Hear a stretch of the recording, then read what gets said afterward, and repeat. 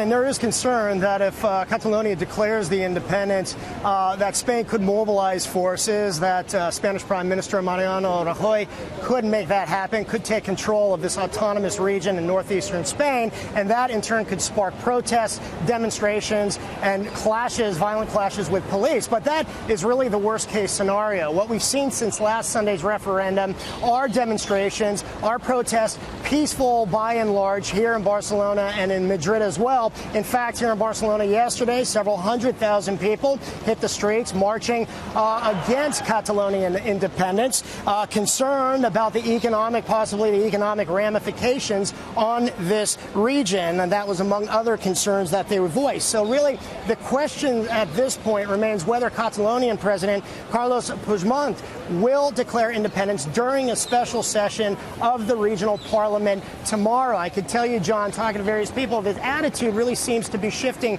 from the kind of hardline political rhetoric of we will declare independence more so to we're open to more discussion, open to more negotiations. And as far as the economic impact, John, several large banks have already basically pulled their headquarters from the region, and what could be really seen as more political pressure from the Spanish government. At this point, here on Las Ramblas, which is the main drag in Barcelona, you can see it's very busy, a lot of tourists here, but really the talk, certainly all the media, the local media, the papers are focused on what will happen tomorrow. You know, there was supposed to be that special session today, but they've pushed it back. Perhaps one reason the Spanish government and the Spanish High Court, the Constitutional Court, said that it would be illegal. And as I mentioned, the Spanish Prime Minister, and as you were talking about, John, Mariano Rajoy, said that if necessary, he will mobilize forces and he will take control of this region, possibly even invoking Article 155 of the Spanish Constitution. It would be the first time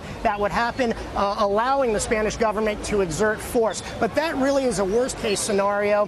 Here, it's business as usual, as I said. A lot of people, a lot of tourists, but all eyes are really on what is going to happen tomorrow and how the biggest political crisis in several decades here in Spain continues to unfold.